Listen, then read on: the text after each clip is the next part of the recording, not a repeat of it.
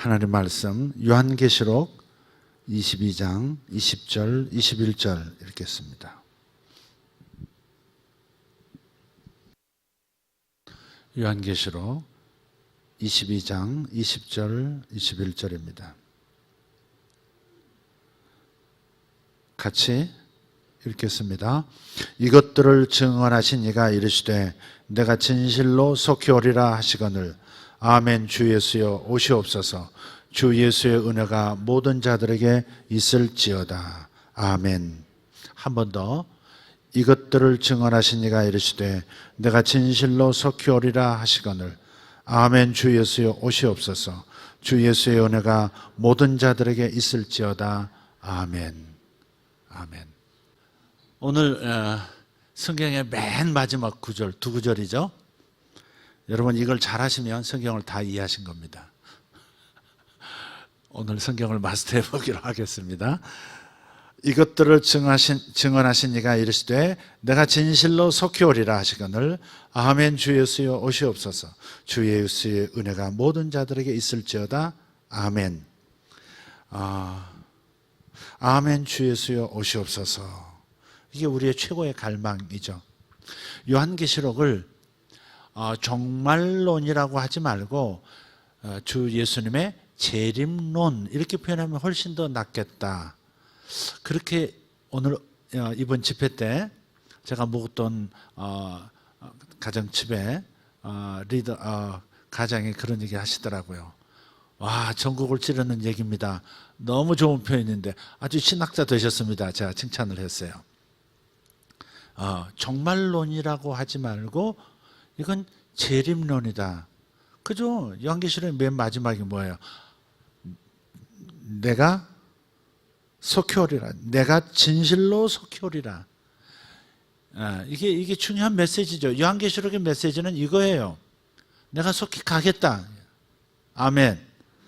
그랬더니 아멘. 주 예수 오시옵소서. 이게 우리의 최고의 소망이에요.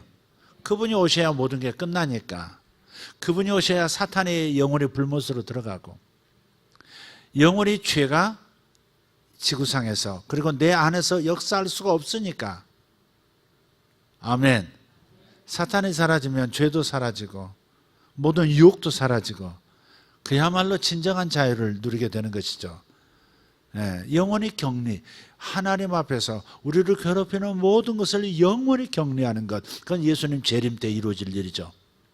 그리고 우리 늙어가고 죽어가고 사랑하는 사람과 사별해야 되는 이런 안타까운 육신적 슬픔, 염려, 두려움 이런 것으로부터 영원히 격리되어지는 것이죠. 그죠? 죽지 않을 몸을 입을 것이고요. 영원히 그분을 떨어질래야 떨어질 수 없는 그런 공간 안에서 그런 영역 안에서 그분을 영원히 누리게 되는 것이니까 아멘. 주 예수여 오시옵소서. 그것은 우리의 최고의 소망이고 인류 전체의 소망이고 역사의 소망인 것이죠. 그분이 오셔야 모든 것이 완결됩니다. 아멘. 우리에게 아직은 약속으로 남은 게 너무 많아요. 사탄과의 분리, 죄와의 분리, 그죠? 세상의 고난과의 분리, 죽음과의 분리, 질병과의 분리, 영원한 자유, 그것은 아직 오지 않았어요. 그분이 오셔야 끝나는 거예요. 완성되는 거예요. 그래서 여러분 사모하셔야 돼요. 아직 젊으니까 살 날이 더 많다고 생각하니까 그렇죠. 아마 정말 살 날보다 죽을 날이 더 훨씬 짧아진 그 나이대에 들어가면 시간이 왜 이렇게 빨리 지나가는지 뭐 그런 얘기 많이 하시잖아요. 그렇게 되는 거예요. 그러니까 우리가 지혜로운 사람은 지금부터 그런 생각을 할 수 있어야죠. 어찌됐든 너무 소망스러운 메시지로 성경이 끝나는 겁니다. 내가 진실로 너에게 속히 가리라. 속히 오리라. 아멘. 주 예수여 오시옵소서. 바로 이 은혜가 우리 모든 사람에게 있어야 합니다. 주님을 사모하는 은혜. 예배 때 사모하는 것도 감사할 일이지만 매일 주님을 만나는 임재의 연습도 감사하지만 그러나 최종적으로 모든 것을 완벽하게 끝내주시는 주의 재림. 요한계시록은 소망의 책입니다. 절망의 책, 두려움의 책이 아닙니다. 그 전에 가르쳤지만 요한계시록을 두려움의 책으로 읽는 성도들이 너무 많습니다. 사탄과 성경을 아는 불신자는 두려울 겁니다. 주님 오시는 것이 두렵죠. 제가 가끔 두려워질 때 뭔가 이렇게 이게 악한 영이 역사하나 싶을 만큼 뭔가 공포심에 사로잡힐 때, 그럴 때 제가 이게 사탄의 역사다 이렇게 판단이 되면 사탄이 있다고 생각하고 그쪽 방향을 바라보면서 제가 선포합니다. 이 불못에 들어갈 놈아, 이 불못에 들어갈 녀석이, 딱 그러면 금방 도망가 버리는 것 같아요. 마음에 바로 평안이 오고 기쁨이 오고 자유가 오더라고요. 사탄이 역사하는 것 같을 때 사탄아 너의 끝이 멀지 않았다 이렇게 말해줄 때 우리가 자유가 오는 것을 경험해요. 자, 요한계시록을 오늘 좀 잠깐 얘기하고 싶은데요. 요한계시록을 우리가 생각할 때 우리가 너무 무모한 면이 있어요. 참 사람이 무모하다 싶어요. 요한계시록을 읽고 요한계시록 때문에 지금 예수님이 오셨던 2000년 전부터 지금까지 요한계시록을 잘못 해석해서 이단이 된 사람이 얼마나 많으며 얼마나 세상을 어지럽게 만들었습니까? 그죠? 한국에만도 재림 예수가 60명이 넘는다는데 신천지부터 시작해서 재림 예수가 이미 내가 예수다 그렇게 막 표방하지는 않아도 추종자들에게 저분이 예수님이셔라고 재림 예수셔라고 이렇게 그렇게 인지시키고 교주 노릇하는 사람들이 60여 명이 된다는 거죠. 죽었으면 끝나질 않고 그 다음 때를 이어서 또 내가 진짜 재림 예수야, 진짜야. 남편이 죽으면 그 여자가 또 내가 바로 하나님이야. 이렇게 나오는 그런 하나님, 어머니 하나님 교회인가요? 하나님의 교회인가요? 그런 데도 있고 말이죠. 그런데 몰려가지고 또 재산 다 뺏기고 또 그런 돈 가지고 교회가 힘들어지면 그걸 사버리고 이단 교회가 되고 그런 일들도 무척이나 많죠. 이단들은 주변에서 반대가 심하니까 허가를 안 해준단 말이에요. 그러니까 방법이 기존 교회 무리하게 건축했다가 쓰러지거나 교인들이 또 사분 오열 또 흩어진 그런 교회들, 임자 없는 교회들, 그런 교회들을 사가지고 자기들의 예배 처소로 삼아버린단 말이죠. 그러니까 역사 속에서 그토록 요한계시록을 잘못 해석한 그 오류로 인해서 그 많은 어려움을 겪었다면 이제는 요한계시록을 좀 달리 생각하는 좀 다른 관점을 이제는 생각해야 될 때가 됐다고 이렇게 해야 될 텐데 아직도 요한계시록을 그냥 무모하게 해석하는 너무 신령한 독자라고 할까? 신령한 눈들이 너무 많아요. 너무 요한계시록을 신령하게만 보는 거예요. 영적인 얘기로만 보는 거예요. 그래서 2000년 동안 속았으면 이제는 더 안 속아야지. 그래서 일단 요한계시록을 시작할 때 요한계시록 1장에서 그렇게 말씀하죠. 이 말씀을 읽는 자와 듣는 자들과 지키는 자들은 복이 있도다 그러셨어요. 요한계시록은 복이 되는 말씀, 마지막도 주 예수의 은혜가 너희 모든 자들에게 있을지어다 그랬잖아요. 그러니까 처음은 주의 주시는 복을 누려야 한다. 요한계시록은 복을 주는 책이다 이렇게 말씀하고 있고 맨 마지막에도 주 예수의 은혜가 너희에게 있을지어다. 이게 앞과 뒤가 서론과 결론이라고 하는 부분이 복과 은혜를 말씀하고 있다면 그 내용도 그러해야 하고 그 책을 읽는 사람의 시각도 관점도 그러해야 할 텐데 앞과 뒤는 싹 사라져버리고 그저 무서운 재앙들, 심판들 거의 성경을 읽는 걸 SF식으로 읽어요. 3차 세계대전이 언제 일어날 것인가 4차 세계대전 그리고 거의 그 수준을 뛰어넘어서 우주전쟁이 일어나는 수준으로 읽어요. 하늘에서 뭐가 내리고 막 난리가 나는 난장판으로 읽고, 거기에 우리가 살기 위해서 전전긍긍하고, 소위 말해서 종말의 때에 정말로 악한 적그리스도가 나타나서 표를 주어서 자기의 구원도 잃어버리게 만드는 것처럼 그렇게 읽어버리는 잘못을 무수하게 범하면서 그 희생당하면서도 또 한 세대가 지나면 또 다른 세대가 일어나서 잘못 읽고 미혹하는 사람들을 또 따르는 사람들이 또 많고, 그래서 하나님이 늘 두려운 거예요. 제가 어떤 가정, 아이가 참 여럿인 가정에 식사 대접을 하는데 목회자 가정이에요. 그런데 제가 질문했어요. 밥 먹기 전에 너희들은 뭐가 제일 무서워? 그랬더니 뭐 무섭다는 얘기를 하더라고요, 지들끼리. 아주 큰 대학생부터 시작해서 이제 태어난 지 몇 개월 안 된, 한 2, 3년 안 된 녀석까지 많아요. 뭐가 제일 두려워? 그랬더니 아빠. 그랬더니 어떤 데가 아니야, 엄마잖아. 아, 맞아, 엄마. 그러더니 한 녀석이 얘기하는 거예요. 하나님. 그렇죠. 하나님이 제일 두렵다는 거예요. 맞죠? 하나님 두려우신 분이죠.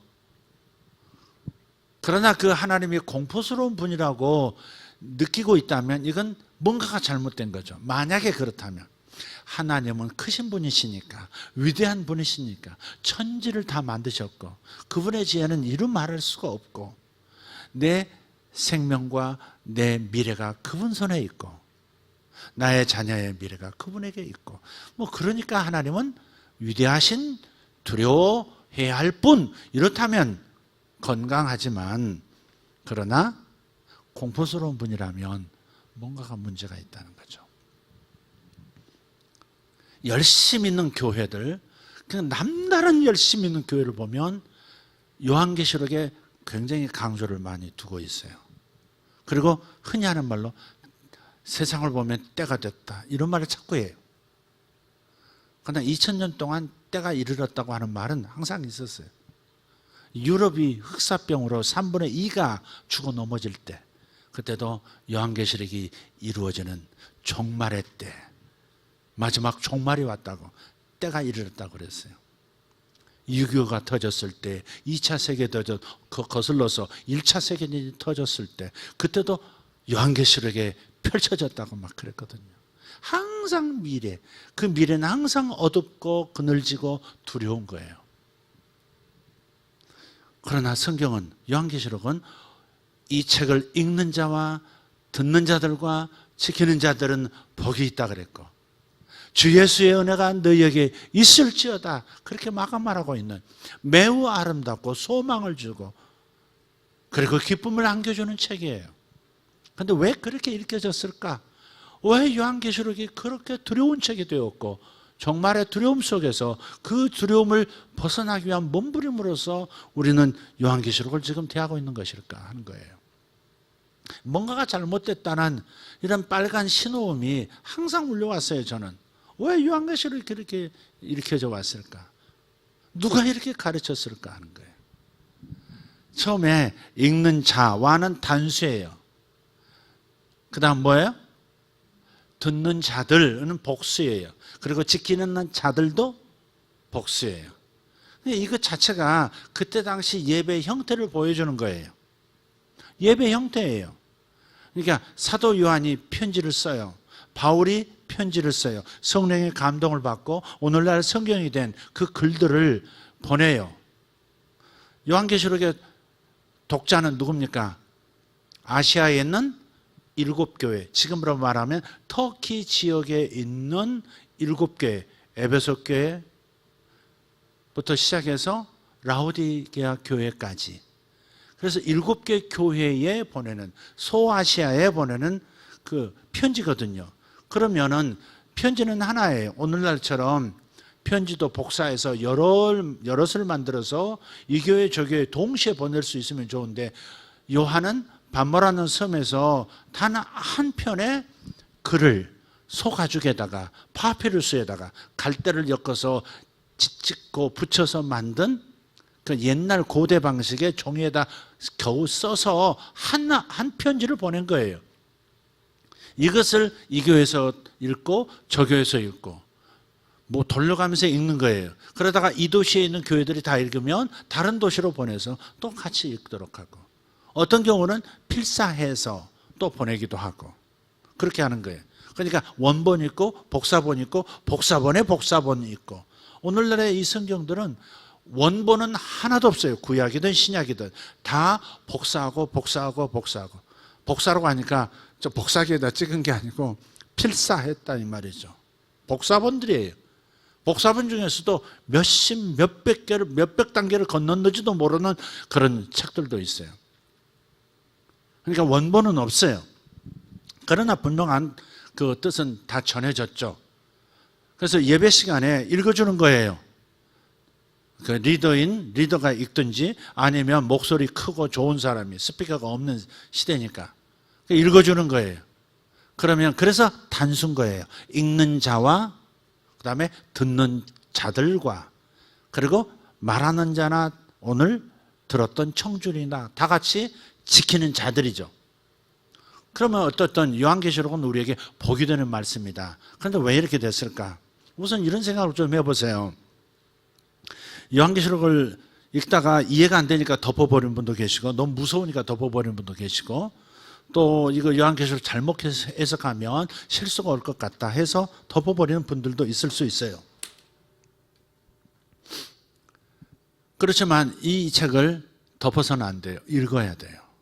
읽되 복이 되는 말씀으로 읽어야 돼요. 적어도 성도들에게는 복이 되는 말씀이에요. 이 세상과 사탄을 따르는 이 세상과 사탄의 세력에게는 무서운 말씀이죠. 왜? 재앙들이 담겨 있으니까. 이 재앙은 하나님의 백성을 향한 재앙이 아니에요. 그런데 마치 이 세상에 임하는 재앙에 우리도 함께 있어서 함께 재앙을 겪어야 하는 것처럼 읽어버리는 게 문제다 이거죠. 주님께서는 여기에서 분명히 다 갈라주세요. 예를 들어서 이런 거예요. 자, 시간에 대해서 한번 얘기해 볼게요. 오늘날 21세기 현대를 사는 사람들의 시간 개념과 2000년 전 1세기, 이 요한계시록을 읽어야 하는 1세기 사람들의 시간 개념이 다르다는 것을 생각해야 돼요. 시간만 다른가요? 시간 개념만 다른가요? 철학 다르죠. 세계관 다르죠. 언어가 다르죠. 문화 다르죠. 그죠? 장소가 다르죠. 모든 게 달라요. 2000년 차이라는 이 간극은 상상할 수 없을 만큼 달라요. 100년 전 조선시대를 여러분 생각해 보세요. 대한제국시대. 선교사들이 한국에 들어와 가지고 사진을 찍었는데 여인들이 그냥 보통 여인들이 그냥 가슴을 드러내놓고 다니더라고요. 상상할 수 있어요? 그냥 이 치마 입고 이렇게 짧은 윗 저고리 입고, 그런데 그 속옷도 없이 그냥 그런, 보통 사는 사람들이 그렇기도 했더라고요. 불과 100년 전이에요. 불과 100년 전. 그들이 사는 집은 초가라 여건, 그야말로 집이라고 하기가 어려운 그런 집에 사는 사람들이 대부분이었어요. 서울 시내 뭐 기와집, 큰 대궐 이런 것은 그렇지 않았지만 대부분 나머지는 그랬단 말이에요. 2000년을 한번 생각해 보세요. 그들의 삶의 정황이 어땠는지. 우리는 자꾸 이 어떤 간격을 자꾸 초월해서 21세기 현대인의 눈으로 바로 1세기를 지금 사는 것처럼 성경을 읽어버리니까 오해가 생기고 오류가 발생하는 거예요. 우리는 반드시 시간 여행자가 돼야 돼요. 시간 여행자가 되셔서 적어도 여러분이 그런 상상을 할 수 있어야 돼요. 2000년 전에 저들의 삶의 상황은 어땠을까? 독일 말로 찌찜 레벤이라는 말이 있어요. 레벤은 영어로 LIV하고 좀 비슷하죠? 레벤, 삶의 자리, 찌. 그러니까 영어로는 sit, 그죠? sit 그거예요. 찌찜 레벤, 삶의 자리, 삶의 상황, 삶의 정황이 어떠했는가를 먼저 이해한 다음에 그들의 눈으로 이 성경을 읽어야 오해가 없다 이 말이죠. 이해가 되시죠? 우리들의 시간 개념은 주로 미래지향적이에요. 현대인들은 먹고 사는 문제는 대부분, 그리고 굶어 죽는 일은 대부분의 사람들은 겪지 않아요. 저 제3세계 같은 건 좀 다르지만, 지금 그래서 우리는 먹고 사는 문제가 기본적으로는, 굶주리는 문제가 해결된 사람, 의식주의 문제가 기본적으로는 지금 중독된 이 현대인들에게 있어서 중요한 것은 현재가 아니에요. 미래예요. 미래에 더 나은 삶, 이게 더 굉장히 관심이 많아요. 시간이라는 시제가 과거 시제, 현재 시제, 미래 시제가 있는데, 우리 21세기를 사는 현대인들은 반드시 초점이 뭐냐면 현재가 아니에요. 항상 미래지향적이에요. 진취적인 그런 개념을 가지고 모험을 하려는, 항상 미래에 관심이 많아요. 그렇다고 해서 그러면 1세기, 2000년 전 1세기 사람들도 우리 같은 시간 개념을 가졌을까? 그렇지 않아요.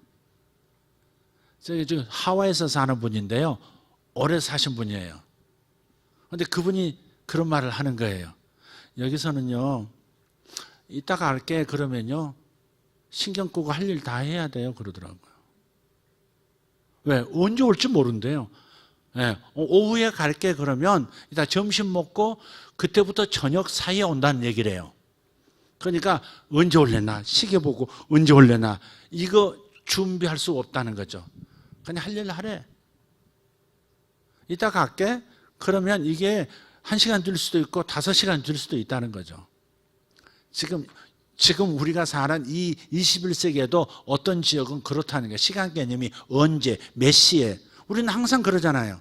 언제 만날 건데 몇 월 며칠, 오전 몇 시, 오후 몇 시.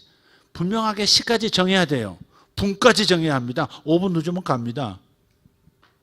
그렇잖아요.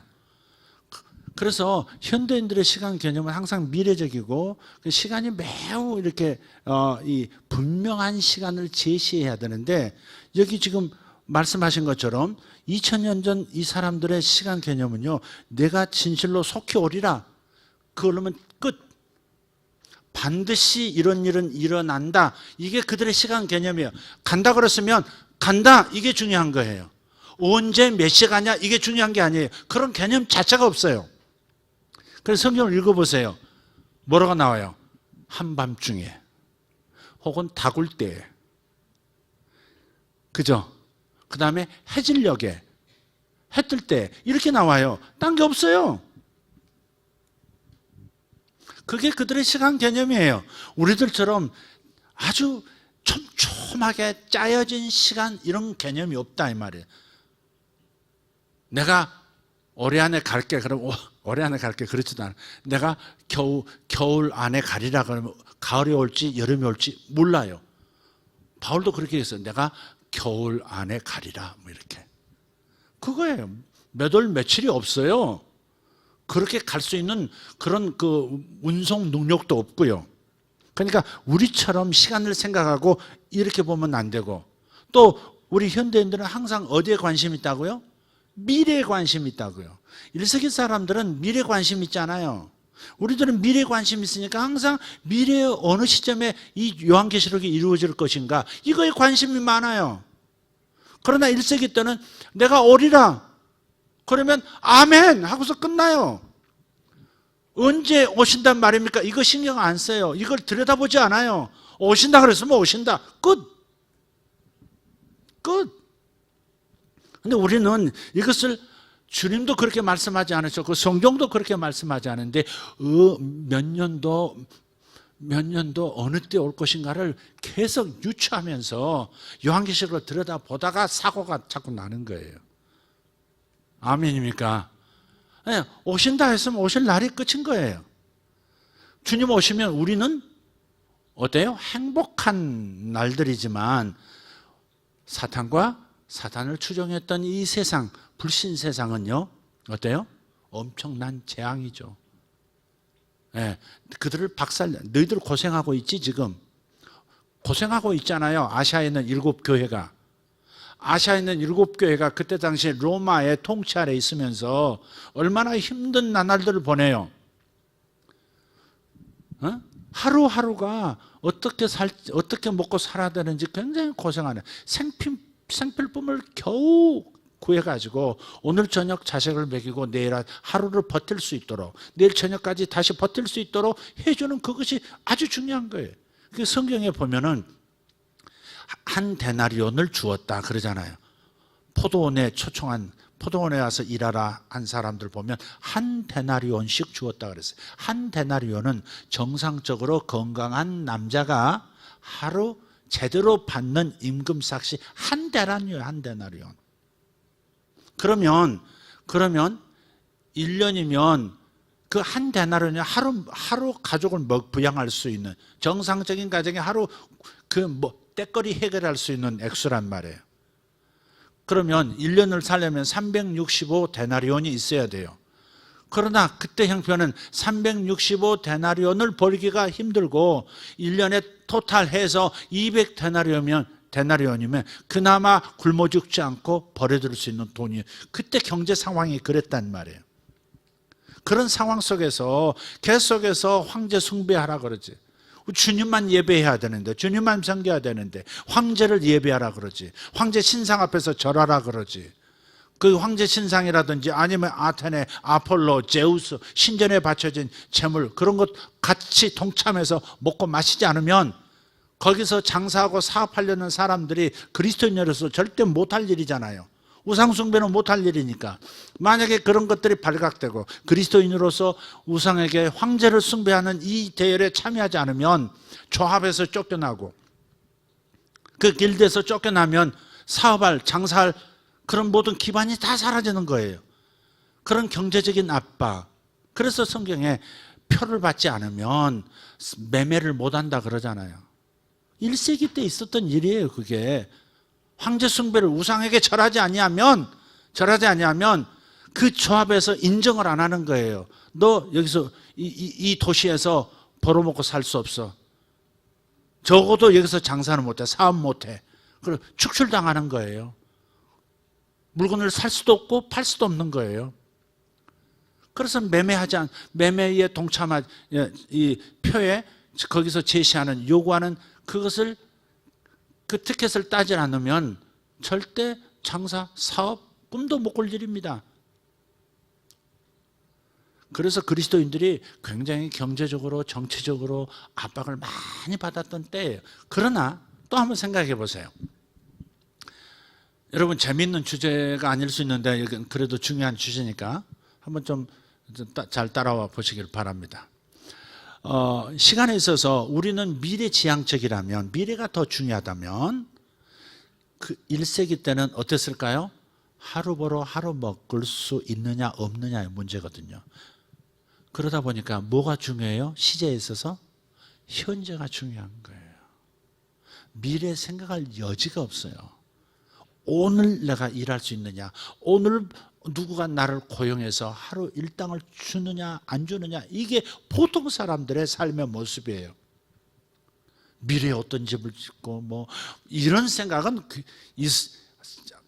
보통 사람은 상상조차 할 수 없는. 저기도 가보세요. 필리핀 빈민가 가보세요.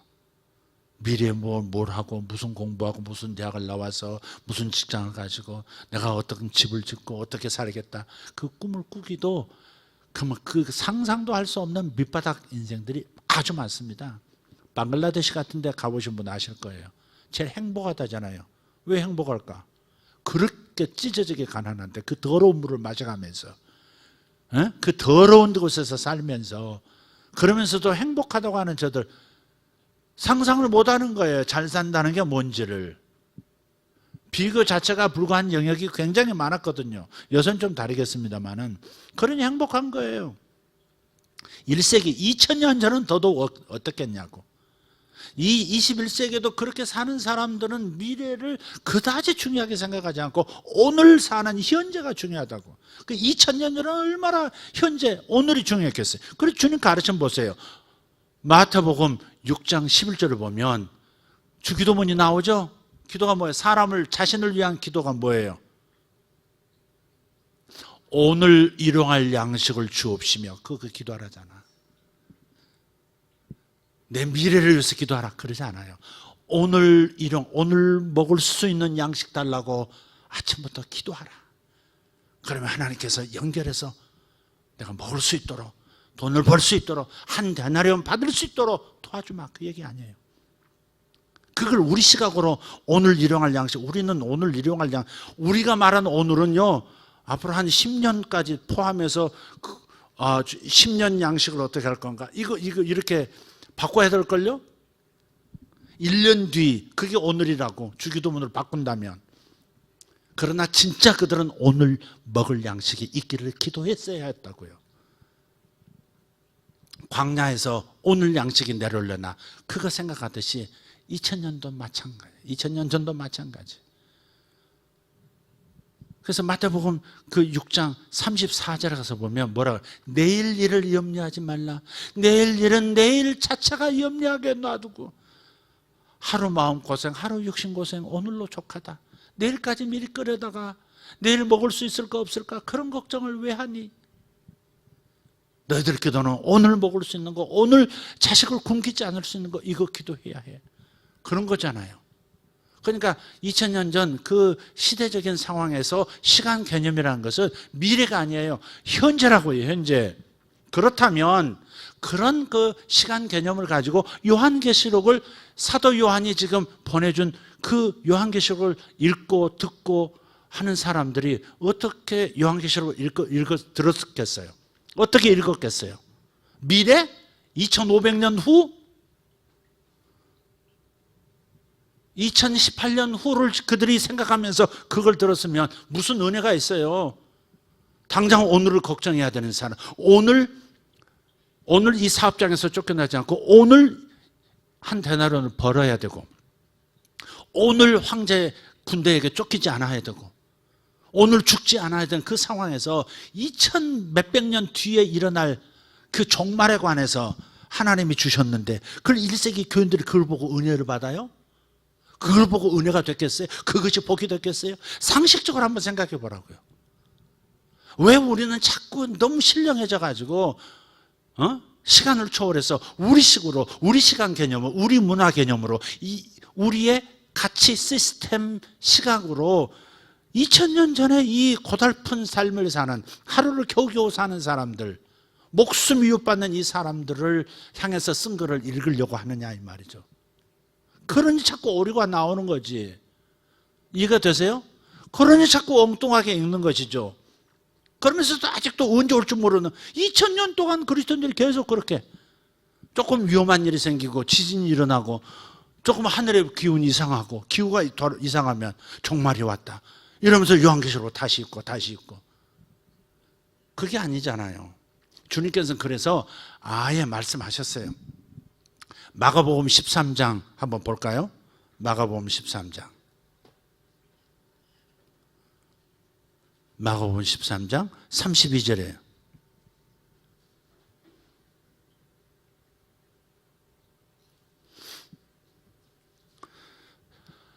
찾으셨으면 띄울 수 있으면 띄워주시고. 32절 시작. 그러나 그날과 그때는 아무도 모르나니 하늘에 있는 천사들도 아들도 모르고. 아들은 누구예요?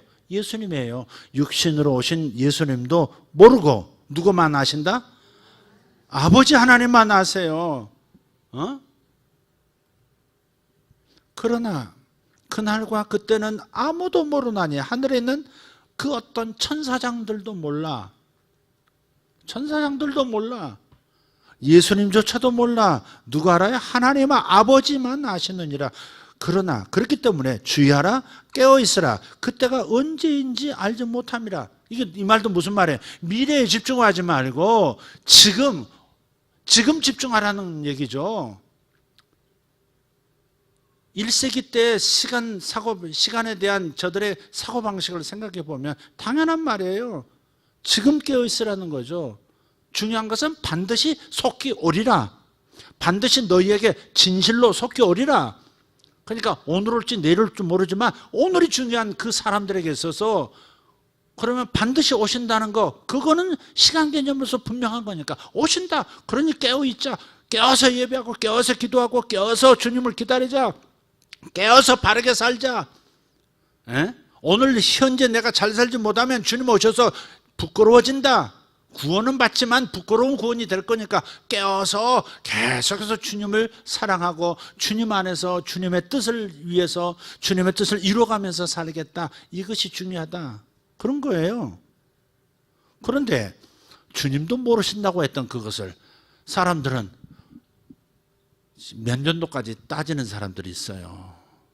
1980 몇 년도에 재림한다고 해가지고 난리 난 적이 있잖아요. 응?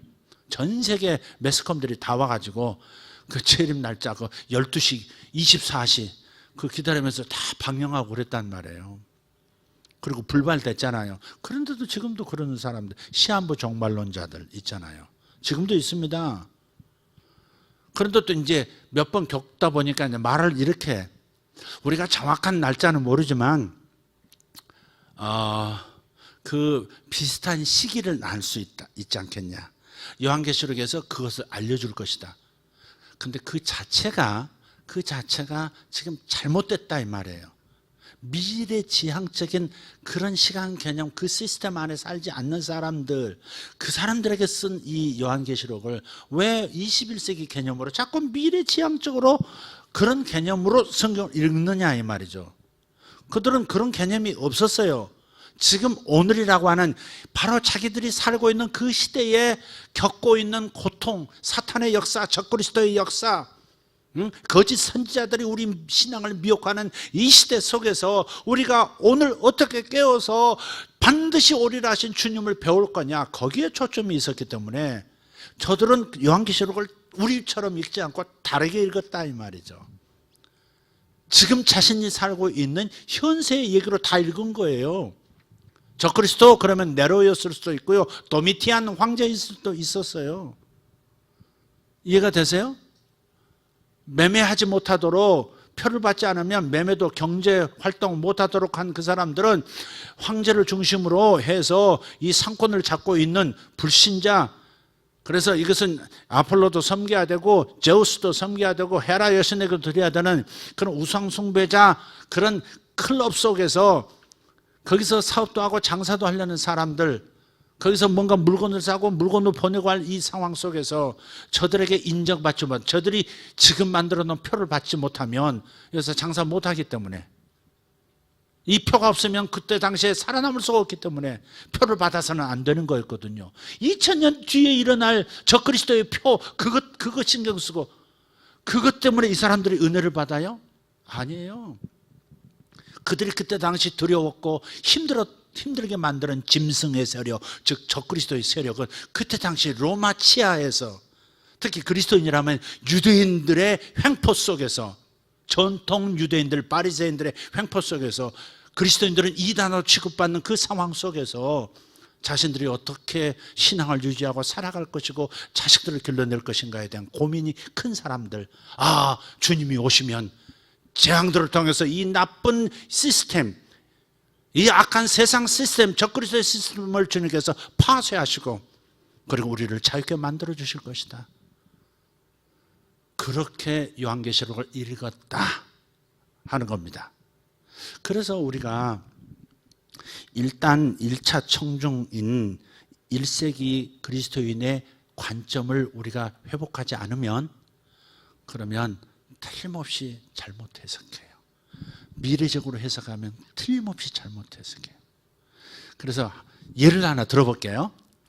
여러분 요한계시록 들어가면, 6장에 들어가면 이제 인을 떼는 게 나오잖아요.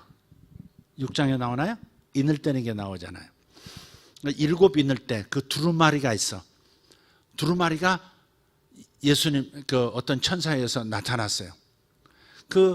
그런데 이 두루마리를 뗄 자가 없다는 거야. 그걸 떼야만 하나님이 보내신 이 약속을 읽을 수 있을 텐데, 인이 다 7개의 도장이 찍혀 있어가지고, 그때 도장은 어떻게 됐어요? 밀랍 같은 거에 초를 녹여가지고 붉은 초 같은 것으로 이 말려진 편지 거기다 이렇게 끝에다 이렇게 떨군단 말이에요.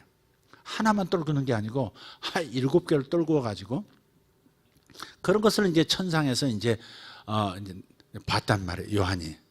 근데 하늘과 땅 가운데 있는 자들 중에 이 두루마리를 펴거나 복원할 자가 없다니까 요한이 막 울어요. 그때 다른 천사가 말해요. 울지 말라 요한아, 울지 말라 요한아. 이 인을 뗄 자, 그리고 그 펼쳐 보일 자가 있으시다. 이는 유다 지파의 다윗의 후손 예수다. 할렐루야.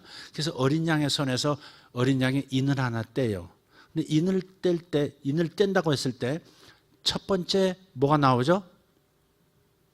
백마 탄 자가 나와서 어떤 세상에 어려운 일이 생기고, 두 번째 붉은 말 탄 자가 나와서 전쟁이 일어나고, 청황색 말이 나와가지고 또 뭐 온갖 질병과 전염병과 죽음이 막 횡행하고 막 이런 얘기 나오죠.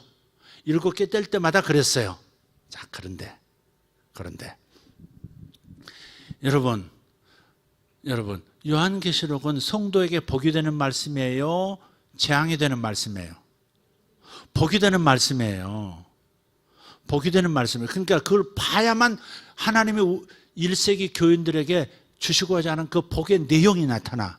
그죠? 그러면 그 내용은 저주일까 소망일까? 소망이죠. 근데 왜 인을 뗄 때 저주 같은 일이 나타날까? 여러분, 이걸 먼저 생각해야 돼요. 두루마리는, 우리는 이렇게 생각해 버려. 인을 뗄 때, 첫째 인을 떼고 둘째 인을 뗄 때 그 두루마리 내용이 저주요 재앙인 걸로 같이 생각을 해버려. 그럼 상식적으로 한번 생각해 보세요. 인이 7개 다 떼져야 그 속의 내용을 펼쳐볼 수 있어. 그런데 우리는 그 내용이 지금 첫째 말, 둘째 말 나오면서 세상에 어려움이 생기는 그 내용이 그 안에 있는 것처럼, 두루마리 내용인 것처럼 읽고 있어. 이거 자체가 틀린 거예요. 사실 요 성경을 잘 읽어보시면 7개, 세 번의 7이 나오는데요. 첫 번째는 7인, 그 다음에 7나팔, 그리고 7대접이 나와요. 그런데요, 7인을 뗄 때 재앙이란 표현이 안 나와요. 나팔도 재앙이란 말이 안 나와요. 그런데 7대접이 나올 때는 7개의 재앙이라고 나와요. 재앙은 첫째도 둘째도 아니고 세 번째 7대접에서 재앙이라는 수준의 역사가 일어나는 거예요. 그것도, 그 재앙도 성도에게 임하는 것이 아니라, 구원받은 자들에게 임한 것이 아니라, 하나님을 대적하고 하나님의 성도를 괴롭힌 모든 사탄의 세력을 향해서 주님께서 재앙을 부으시는 거예요. 출애굽 때 보세요. 출애굽 때 보면 출애굽의 그림이 항상 나오는데, 출애굽의 스토리가 요한계시록에도 나와요. 두 증인이 이렇게 예언을 하면 어떤 일이 벌어져요? 하늘에서 불이 내려오기도 하고, 엘리야 때처럼 불이 내려오기도 하고, 또 물이 피가 되기도 하고. 그게 다 어디 나온 얘기예요? 모세와 엘리야, 구약에 저 출애굽 얘기가 지금 나오고 있는 거예요, 지금. 그러니까 출애굽 얘기를 항상 이스라엘 사람들은 항상 해요. 이스라엘에 있어서 시간 개념은 미래가 아니고 현재라고 그랬죠. 현재가 가장 중요해요. 현재를 항상 생각해요. 그리고 그 다음 생각하는 시제는 과거예요. 그래서 성경에 remember, 기억하라. 그래서 항상 출애굽을 생각해요. 출애굽 때 하나님께서 이스라엘 백성은, 당신의 백성은 하나도 상하지 않고 친히 나타나셔서 애굽에게는 재앙을 내리시고, 그 재앙을 통해서 이스라엘은 털끝 하나 상하지 않고 끄집어내셨다.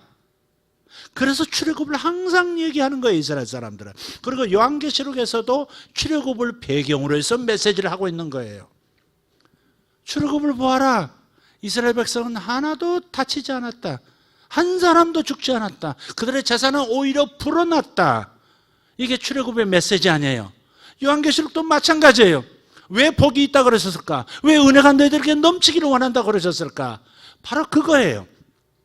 주님이 재림하시면, 종말론이 아니라 주님의 재림론인데, 그분이 오시면, 첫째 오심도 그렇고 두 번째 다시 오시는 재림도 그렇고, 우리 성도들에게는 철저한 완전한 생명이 주어지는 그런 시즌이고. 할렐루야, 아멘. 완벽한 주님 오시면 우리가 부활하잖아요. 우리가 영원히 살 몸을 얻잖아요. 그러니까 주님이 오시면 우리는 철저하게 보호받고 완벽하신 하나님의 전능자의 그늘 아래서 우리는 안전하게 재앙받는 사탄의 세력과 적그리스도 세력이 멸망하는 것이 있음에도 불구하고 우리는 철저하게 보호를 받으니 소망을 가지고 복된 믿음을 가지고 주 예수의 은혜를 계속 받으라고 지금 말씀하고 있는 거예요. 우리가 큰 그림을 이렇게 그려야 요한계시록을 잘못 왜곡해서 해석하지 않는다 이 말이에요. 큰 대전제들을 놓치지 마세요. 1세기 교회 교인들은 1세기 교회 이 요한계시록을 읽고 있던 그 시대의 성도들은 미래가 관심이 아니에요. 그것도 2000년이 넘는 먼 훗날 바로 우리 세대죠. 우리 세대에 적그리스도가 나타나고 거짓 선지자가 나타나고 그런 얘기로 은혜 받은 게 아니라 이 말이에요. 역사는 항상 반복되는 거예요. 이때만 적그리스도가 나타난 게 아니에요. 항상 있어 왔어요. 2차 세계대전 전후에서 천황이 적그리스도이기도 했고 히틀러가 적그리스도이기도 했고 그렇지 않습니까? 때로는 러시아에서 스탈린이 적그리스도 노릇을 해서 수많은 사람을 죽이고 교회를 불태우고 지금은 시진핑이 그런 역할을 지금 하고 있고 중국의 교회들 영상 나중에 한번 보여드릴게요. 지금 최근 일입니다. 바로 지금 일어나고 있는 일인데 교회 종탑을 십자가를 그대로 놔둔 채 불태우고 있습니다. 지금 기증기로 불을 붙여가지고 십자가만 불을 태워버려요. 일부러 불을 태웁니다. 그냥 끌어내리는 게 아니라 태워버려. 영상 한번 보여줬으면 좋겠어요. 사모님 거기 보면 저 목사님한테 드리세요. 십자가들마다 불타고 있습니다. 그리고 그 자리에다가 중국 국기에다가 십자가 문양을 조금 넣어가지고 모든 교회를 통일시키고 있어요. 지금 벌어지고 있는 일입니다. 예. 어떤 교회는 과거에는 이런 큰 기중기 가지고 몇천 명 들어가는 교회를 그대로 부셔버렸어요. 쇠철구를 막 때려가지고 부셔버리고. 그래서 지금은 교회를 그대로 놔두고요. 십자가를 다 버는 데 불태우고 있습니다. 지금 시진핑이 그러고 있는 거예요. 아주 자초해요. 죽음을 자초하고 있어요. 아주 시진핑. 중국 희망 없습니다. 중국에 기대면 안 됩니다. 중국 희망 없어요. 지금은. 길게 보면 중국도 하나님께서 세우시겠지만 지금 중국 희망 없습니다. 하나님께서 미국을 더 강하게 세우시는 그런 까닭이 있습니다. 미국은 앞으로 100년은 다시 1등 할 겁니다. 적어도 100년은 1등 합니다. 중국은 뜯어내고 미국은 짓는 해라고 말하는 문아무개라는 사람. 무슨 특보인지 정말 거짓말 하는 겁니다. 미국은 지금 미국 앞에서 중국 쩔쩔매잖아요. 시진핑 또 우리 북핵 폐기하는데 너 방해 놓을 거지 한마디 딱 하니까 북한 못 가잖아요. 9월 9일 가기로 해놓고 못 가고 자신은 못 가고 벌벌 기잖아요. 그리고 자기 밑에 있는 3위, 4위 보내서 북한 축하한다고 그렇게 하고 있잖아요. 꼼짝 못합니다. 지금 무역전쟁 가지고도 저렇게 쩔쩔매는데 만약 금융전쟁 들어가면 중국은 초토화될 겁니다. 그러니까 우리나라 정책도 자꾸 이상한 쪽으로 이게 대륙 세력에게 붙어가지고 가까운 나라는 영원히 친구가 될 수 없다고 말씀을 드렸는데도 끝까지 가까운 나라는 친구가 될 수 없어요. 같이 붙어 있는데 강대국은요 우리에게 도움이 안 돼요. 흡수되거나 괴롭힘 당하지. 중국이 강대국이었을 때 세계 최고 1등이었을 때 우리나라는 편할 날이 없어서 한반도는 편할 날이 없었습니다. 역사를 다시 한번 보세요. 그냥 가까운 강대국은 절대 우리하고 절친하면 안 됩니다. 할 수가 없고 멀리 있으면서도 강대국 우리 영토에 대해 특별히 야심을 가질 필요가 없는 멀리 있는 강대국이 어때요? 그런 사람들은 절친해야 합니다. 저들의 도움을 받고 가까이서 항상 우리를 먹어치우려는 상대를 대해야 한다는 겁니다. 전략적으로 움직여야죠. 지금 딴 얘기로 또 물렀어요. 다시 돌아갈게요. 중국 얘기하다 그렇게 됐어요. 그래서 우리가 요한계시록을 읽었던 1세기 사람들 마음으로 시간 여행을 해야 돼. 요한계시록을 읽고 또 다 읽는 분들은 항상 1세기 사람들은 어떻게 생각했을까? 1세기 사람들의 문화와 저들의 가치 시스템은 어떤 것이었을까? 항상 이 관점에서 읽어야 1세기 사람들이 이걸 통해서 은혜를 받았구나. 이렇게 해서 주님을 기다리면서 인내하면서 소망을 품고 죽어갔구나. 우리도 정말 언제 오실지 모르지만 우리가 살아가는 세상이 지금 빡빡하잖아요, 지금. 그죠? 옛날보다 훨씬 잘 살지만 빡빡하다고 그래요, 지금. 애도 안 나. 왜? 얘를 어떻게 대학원 보낼까가 너무 고심이 되고, 뭐 그런 것도 너무 많아요. 그러다 보니까 출산율이 너무 떨어지고, 다른 수를 쓰지 않으면 안 되는 상황까지 온 거죠. 이런 자기 시대적인 정황, 찌찜 레벤, 삶의 정황 속에서 성경을 읽어야지. 1세기 교인들이 어떤 삶의 상황 속에서 요한계시록을 읽었는가? 우리는 그들이 이렇게 읽었듯이, 그리고 은혜 받고 소망을 품고 믿음을 가지고 주님 오실 날을 기다렸던 것처럼 우리도 우리 시대 속에서 적그리스도가 누군지, 어떤 세력인지, 이 시대의 거짓 선지자는 뭔지, 이 시대의 사탄의 세력은, 붉은 용은 뭔지 분별하면서 우리가 이겨나가야 되는 것이지. 아멘. 어느 한 시점, 미래의 어느 한 시점에 나타날 것이라고 공을 그쪽으로 넘겨놓으면 현실을 충실하게 못 사는 거예요.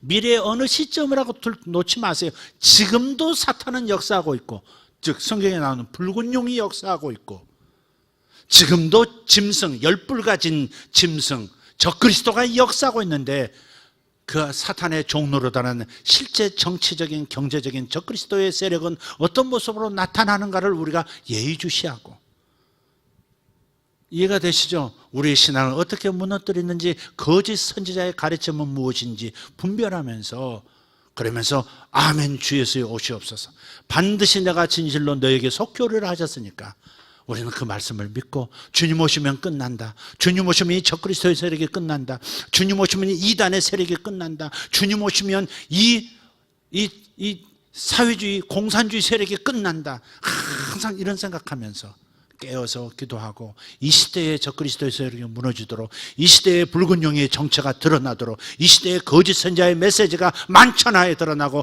성경의 진리가 더 선명하게 빛이 나도록 어떻게 할 것인가? 깨어서 기도하면서 자신을 지키고 교회를 지키고 하나님의 사람들을 지켜내는 그런 교회가 돼야 하는 거죠. 요한계시록은 항상 펼쳐져 있었어요. 인뗄 때 하는 그 얘기 있잖아요. 인뗄 때 오라 그랬어요. 오라, 천사가 오라 그러니까 흰 말탄자가 나와서 세상을 어지럽혀요. 오라 하니까 또 붉은 말탄자가 나와서 전쟁을 일으켜요. 그건 역사 속에 항상 있어 왔던 일이에요.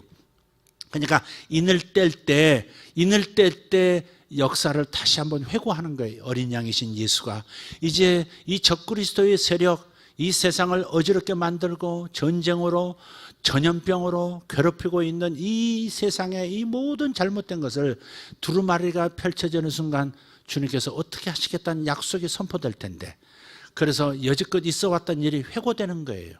하나씩 뗄 때마다 이 세상에 항상 적그리스도의 사탄에 의해서 어떻게 되었었는지, 또 둘 뗄 때 어떻게 되었었는지, 셋 뗄 때 어떻게 되었었는지 쭉 하고, 그러다가 이제 어때요? 나팔 부는 천사가 나와가지고 나팔을 불 때 이제 이 세상에서 움직이는 영들의 정체를 싹 드러내기 시작해요. 그리고 정체를 다 드러낸 다음에 어떻게 합니까? 7 대접 재앙 때 그들에게 하나님의 재앙이 내리기 시작해요. 그러나 성도들은 7 나팔, 마지막 7 나팔 때 그분이 오셔서 우리를 완벽하게 구원을, 완벽하게 보호하시면서, 끌어안으시면서 이스라엘 사람들을 고센 땅으로 다 집어넣어서, 애굽 땅 전역에 흑암이 와도 고센 땅은 빛이 났고, 애굽 땅 전역에 개구리 재앙, 이재앙, 독종의 재앙이 다 임해도 고센 땅은 안전했고, 장자들이 다 죽어 넘어지고 가축들이 다 죽어 넘어져도 고센 땅에 있는 가축들은 하나도 상함받지 않고 자기의 장자들이 다 살아남았듯이 마지막 종말 때에도 주님께서 우리는 철저하게 끌어당겨 어떤 방식으로 보호하실지는 모르지만 보호하시고, 적그리스도의 세력, 붉은 용의 모든 세력, 거짓 선지자의 모든 세력들을 재앙으로 제거하시고 심판하시고 우리들은 영원한 신천신지 새롭게 된 세상에서 살도록 만들어주신다는 약속. 그래서 요한계시록은 복이 되는 책이고 은혜가 넘치는 책인 거예요. 아멘. 제가 이게 좀 하나하나 설명을 해야 되는데 큰 그림을 다시 한번 제가 좀 확대해서 말씀을 드려서 여러분이 그림이 제대로 그려졌는지 모르겠습니다. 저 그리스도는 먼 훗날에 어느 시점에만 오는 게 아니에요. 저렇게 십자가를 불태우면서 교회를 자기 수중으로 밀어놓고 우상 숭배하도록 공산당에게 충성하도록 만드는, 현재에도 저 그리스도는 저렇게 움직이는 거예요. 이해가 되시면 아멘 합시다. 그런 세력이 유럽에도 나타날 수도 있고 미국에 나타날 수도 있고 저 베네수엘라에 나타날 수도 있고 이태리에 나타날 수도 있어요. 각 지역마다 각 세대마다 항상. 그래서 사도 바울이 말했습니다. 사도 바울이 지금도 적그리스도의 세력이 나왔나니 그러잖아요. 그때 당시에 적그리스도가 있었어요. 왜 이제 새로 앞으로 언제 나타날 적그리스도만 자꾸 바라보고 있어요? 이미 그 세대에 바울 때에도 적그리스도가 이미 세상에 나왔다고. 막는 자가 있어서 아직 나타나지 않았으나 그러나 잠시 후면 나타날 거라고. 사도 바울이 그때 당시 2000년에도 적그리스도 있었다고 얘기해요. 그러니까 특별한 종말의 어떤 날에만 적그리스도가 나타난다고 생각하고 거기에 초점을 맞추는 마귀의 미혹에 빠지지 말자. 제가 여러분에게 가르치는 것은 바로 그것입니다. 속지 마세요. 제가 이것이 제 주장만이냐? 그렇지 않습니다. 여러분 신학자를 붙들고 물어보세요. 지금 신학자를, 성경 신학자를 붙들고 한번 제대로 정직하게 공부한 분들, 진짜 학자들에게 붙들고 물어보세요. 제 말에 박수를 보낼 겁니다. 그분들이 한탄을 해요. 너무나 신령하다는 거야. 지금 목사님들이 너무나 신령하대. 어떻게 해서 2000년 간극을 그렇게 훌쩍 뛰어넘어가지고 우리 시대의 현대의 눈으로 1세기에 적혀진 기록을 읽고 있느냐 이거죠. 역사의식도 없느냐. 저들은 탄식하고 있어요. 그러니까 우리 선배들이 잘못 가르친 거예요. 그걸 아직도 후유증을 우리가 앓고 있는 거고요. 그러니까 여러분, 제가 왜 이 얘기를 꺼내느냐면 여러 나라들을 다니다 보면 열심은 있는데 그 열심의 근거가 하나님이 너무 무서운 거예요. 아직도 율법 아래 있고 또 요한계시록 보면 때가 가까웠고 그런 거 가지고 성도들에게 막 탁 던지면 목사님 말씀은 또 하나님 말씀이니까 그냥 그대로 받아가지고 야, 이 시대에 내가 버림받지 않으려면 뭐 적그리스도의 표를 받지 않으려면 여기다 베리칩 뭐 안 받고 뭐 그러려면 막 열심을 내야 되는 거야 지금. 바코드 할 때 그 바코드가 표 아니었습니까? 바코드 얘기는 이제 쏙 들어갔잖아요. 바코드가 무에도 붙어 있고 판단에도 붙어 있고 다 붙어 있어요 지금. 여기다가 바코드 찍는데 여기다 바코드. 지금은 그건 이제 아닌 것이 드러났으니까 지금 또 뭐라 그래요 이제 요거 조만한 전자 칩을 여기다 피부 밑에다 이렇게 한대. 그 칩을 하든 안 하든 그게 중요한 게 아니에요. 그런 걸 말하는 게 아니에요. 그러니까 여러분 우리가 자꾸 그래서 두려움을 가져 이제 어느 때나 미국 이제 정부에서 언제나 이제 베리칩을 전 세계에 이제 막 다 통치해가지고 전 세계를 사로잡아가지고 언제 베리칩을 쫙 깔 것인가. 이미 실험 끝났다. 뭐 실험도 다 했죠. 지금 강아지한테는 다 받고 있거든요. 그럼 사람한테도 박을 거다. 그 사람한테 박은 다음에는 그 다음에 그걸 가지고 사람을 통제할 거다. 그래도 적그리스도가 시킨 대로 하지 않으면 전부 물건도 못 사고 햄버거도 못 사 먹고 다 그럴 것이다. 막 상상하도록 거의 우주전쟁 수준이라니까.